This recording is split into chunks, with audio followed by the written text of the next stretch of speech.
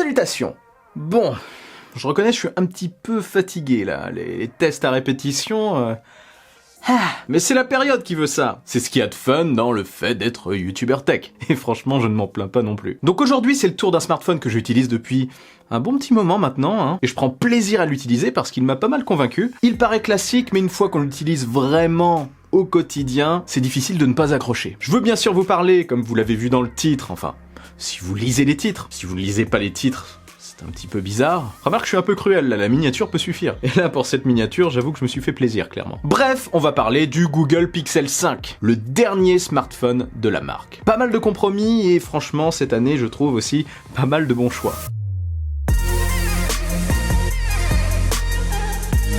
Oui, le Pixel 5 est un smartphone qui fait cette année l'impasse sur quelques trucs. Parce que cette fois-ci, Google prend vraiment à contre-pied sa précédente stratégie, je trouve. Fini les smartphones à plus ou moins 1000 €, le Pixel 5 est vendu chez nous en 128 Go à 629 € et c'est tout. Et d'ailleurs, simplement en noir. J'ai fait exprès, c'est le nom de la couleur. Simplement noir. J'aime bien leur nom de couleur, franchement c'est amusant. Enfin, 2 couleurs. Il y en a qu'une là. Après cette année, c'est clair que du coup, il ne sera pas difficile de faire un choix de ce côté-là. Il n'y a qu'un seul modèle, et qu'une seule taille. Donc oui, pas de modèle XL cette année, à moins bien sûr que ce soit, en quelque sorte, le Pixel 4a 5G, dont je parlerai prochainement. Donc faisons un petit tour rapide de l'appareil, comme d'hab. Le Google Pixel 5 est un smartphone compact. Son écran OLED de 6 pouces en façade est vraiment agréable. Lumineux et de très bonne qualité pour moi, les couleurs je trouve sont bien réalistes, et le taux de rafraîchissement de 90 Hz, c'est génial. Après, rien à dire de plus de spécial de ce côté. Sinon, les bordures autour de l'écran sont fines et régulières. Il y a eu un bel effort de ce côté, franchement, c'est agréable à regarder. Et la bordure inférieure est relativement peu épaisse. En haut à gauche de l'écran se trouve la caméra frontale dans un poinçon situé dans le coin. La caméra fait 8 mégapixels et on en reparle un peu plus tard dans la vidéo. Sur la tranche droite de l'appareil se trouve le bouton Power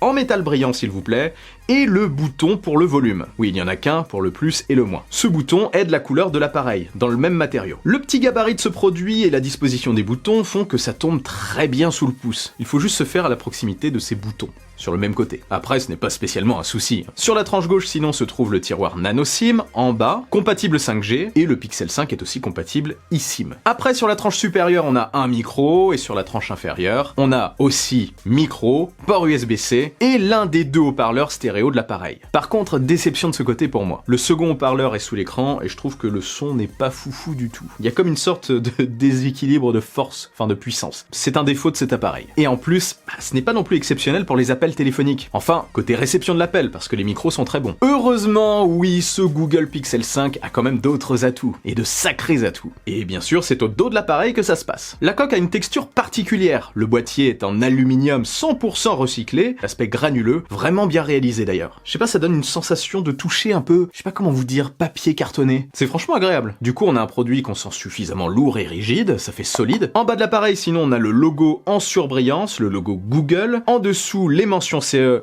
obligatoire. Et au passage, toujours au dos, le Pixel 5 se recharge sans fil. Il y a la charge sans fil et la charge sans fil inversée pour recharger d'autres appareils compatibles, comme des écouteurs sans fil par exemple. Toujours au dos, quand on monte un peu, on a le lecteur d'empreintes. Parfaitement intégré dans le châssis, c'est joli et discret je trouve. Il tombe bien sous le doigt et il est très vif. Je reviens dessus mais j'aime vraiment cette finition, c'est plutôt cool et ça change un peu d'habitude, on voit un petit peu toujours la même chose. Juste un petit mot avant que j'oublie, le lecteur d'empreintes au dos est une concession faite par Google, ils ne l'ont pas mis sous l'écran pour réduire le coût de l'appareil, et je trouve que c'est vraiment une bonne chose. Franchement, ce n'est pas du tout gênant, surtout avec un portable de ce gabarit. C'est un bon choix. Et tout en haut, on a ce qui est la plus grande force de ce smartphone, et de tous les smartphones Google, la partie photo forcément. Dans ce bloc photo carré, on retrouve en haut un flash et un petit micro, en dessous 2 capteurs photo, un classique de 12,2 mégapixels et un ultra grand angle de 16 mégapixels. Pas de zoom x2 cette fois-ci, mais il y a la possibilité de faire un zoom optique, et rassurez-vous, c'est plutôt pas mal quand même. Je dirais même que le zoom optique x2 ne manque pas énormément. Mais avant de parler de la partie photo, je m'arrête un petit peu, parlons du smartphone en lui-même, de mon expérience de ce produit. Déjà côté prise en main, ce petit gabarit est un véritable régal. Je peux vraiment l'utiliser à une main, et franchement, regarder des vidéos sur ce bel écran de 6 pouces, eh bien c'est super agréable. Malgré un processeur Snapdragon un petit peu en deçà de ce que fait la concurrence à ce tarif, et c'est 8 Go de RAM, je n'oublie pas, le Google Pixel 5 ne m'a pas semblé un instant être lent. Android sans surcouche, pur, c'est vraiment très agréable à utiliser au quotidien. C'est simple, basique, sans fonctionnalité qualité de partout. Non, ça va à l'essentiel et ça me plaît vraiment. C'est ce qui fait vraiment la force des smartphones de Google. Partout, on sent vraiment qu'on est sur un smartphone Google. On a l'assistant Google, un peu dans tous les recoins, en partant d'un coin inférieur de l'écran, en cherchant, en l'appelant par la voix, enfin... Vous avez le choix. Et Google Assistant reste une solution extrêmement efficace. Dans les apps en général, sinon, je n'ai pas ressenti de ralentissement non plus, c'est super fluide et ça colle avec la navigation générale comme je le disais. Et pour ce qui est des jeux, eh bien ça tourne bien. Après, vous ne pourrez pas faire tourner tous les jeux au maximum de leur capacité, mais en faisant un petit compromis sur la qualité, ça tournera à merveille. Le savoir-faire de Google en termes d'IA, comme je le disais, se ressent vraiment. Notamment... côté photo, transition! Le Google Pixel 5 est pour moi probablement ce qui se fait de mieux en la matière, en tout cas si vous voulez être totalement assisté lors de la prise de vos photos. Google, c'est ça. On prend une photo, l'IA travaille totalement le truc, et le résultat est en général plutôt réussi. Et c'est vraiment bluffant de voir ça à l'œuvre. Et ça ne s'arrête pas là, parce qu'on peut retoucher les photos après les avoir prises, comme sur les autres smartphones, vous me direz. Oui, mais là on est vraiment assisté à la Google. Vous aurez automatiquement des propositions de Google qui souvent aussi rendent plutôt bien. On peut gérer aussi, entre autres, la zone d'exposition sur les photos de portrait. Ça, c'est plutôt intéressant. Non, vraiment, tout ça, c'est cool. Comme je disais, les photos classiques sont excellentes, très détaillées.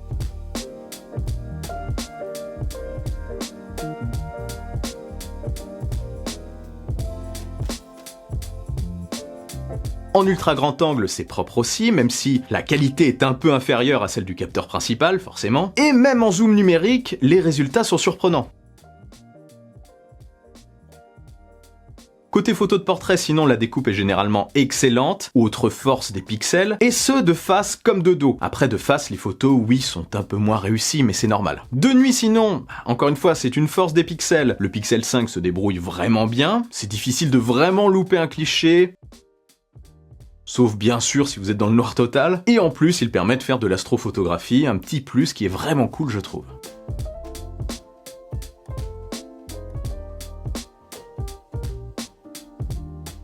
Et on termine par les vidéos, la qualité est bonne aussi, on peut filmer jusqu'en 4K 60 fps, et la stabilisation de l'image est très bonne. Après, personnellement, je trouve qu'elle manque un petit peu de naturel, mais elle reste dingue.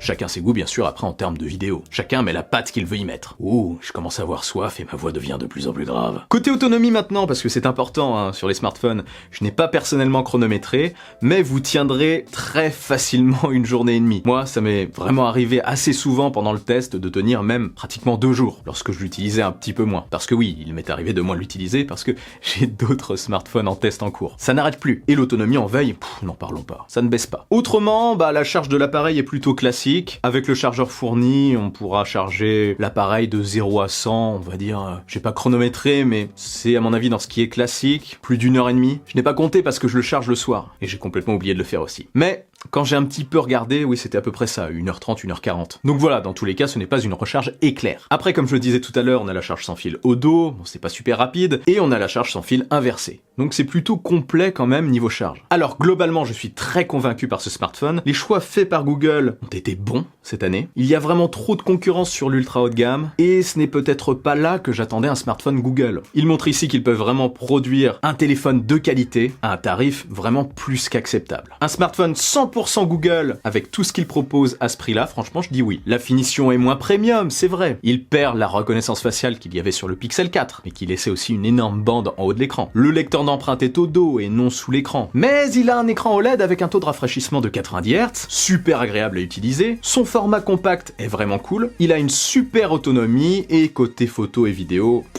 rien à dire. L'effet waouh est garanti. Waouh! En gros, si vous aimez l'univers de la marque, si vous voulez du simple et efficace qui fera tout ce que vous lui demandez de faire, tout ce que vous attendez de lui, sauf peut-être le café. Et encore, avec une cafetière connectée, c'est possible avec Google Assistant. Ce Google Pixel 5 sera alors pour vous un excellent choix. Franchement, cette année, il atteint mon podium sans vraiment forcer. Mon podium des smartphones préférés de l'année. Petit secret aussi entre nous, c'est celui qui a atterri le plus facilement dans ma poche, le plus naturellement, et qui est vraiment resté. J'ai du mal à m'en défaire et je ne pense pas vraiment que je vais m'en défaire, tout simplement. Bref, ce smartphone vous intéresse-t-il? Ou alors peut-être que vous avez déjà craqué. Si c'est le cas, relatez-moi votre histoire, votre expérience en commentaire. Si vous êtes intéressé aussi par le sujet, vous retrouverez le lien vers d'autres vidéos Pixel dans la description, et aussi vers ce produit. Et si cette vidéo vous a plu et que vous voulez m'aider à passer le cap des 100 000 abonnés Partagez-la sans oublier le bon pouce en l'air qui claque. Oh, mon bras a craqué, je sais pas si on a entendu dans le micro. Un jour il va s'arracher. Abonnez-vous à ma chaîne et suivez-moi sur les réseaux sociaux, sur Twitter et sur Instagram. Je mets des petits reels en ce moment sur Insta. Sur ce, on se retrouve très vite pour une nouvelle vidéo. Prenez soin de vous et de votre entourage. Vive la technologie, vive le futur. Allez, salut!